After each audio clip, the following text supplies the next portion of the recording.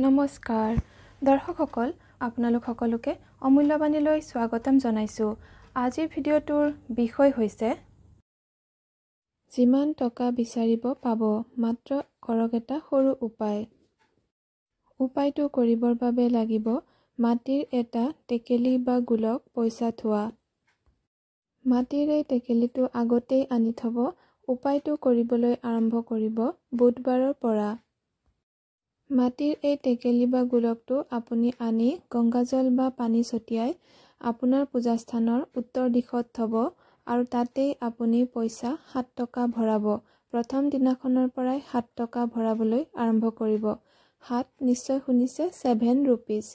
7 টকা ভৰোৱাৰ পিছত আপুনি এটুকুৰা বগা কাগজৰ টুকুৰাত 112211 লিখিব কলা ৰঙেৰে। তাৰপিছত এই কাগজৰ টুকুৰাটো এই টেকেলিটোৰ ভিতৰত ভৰাই দিব আৰু ভৰাওঁতে আপোনাৰ কিমান টকাৰ দৰকাৰ বা কিমান টকা লাগে আপুনি কৈ ল'ব। কাগজত লিখা 112211 সংখ্যাটো আপুনি মাত্ৰ এদিনেই লিখিব প্ৰথম দিনাখন আৰু গোলকটো মানে টেকেলিটোৰ ভিতৰত ভৰাই দিব। তাৰপিছত আৰু আপুনি লিখি ভৰাব নালাগে সদায়। আৰু প্ৰতিদিনে কিন্তু আপুনি 7 টকাকৈ মানে 7 rupees এই গোলকটোৰ ভিতৰত ভৰাব আৰু এনেকৈ আপুনি কমেও 43 দিন ভৰাব লাগিব। তাৰপিছত আৰু আপুনি ভৰাব নালাগে।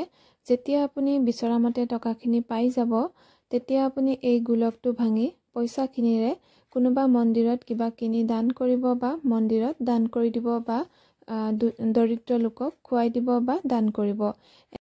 কাগজৰ টুকুৰাটো কোনো গছৰ গুৰিত বা ফুলৰ টাবত পুতি দিব। দৰ্শকসকল, আজিৰ ভিডিঅ'ৰ ইমানতে সামৰণি মাৰিছোঁ। ধন্যবাদ।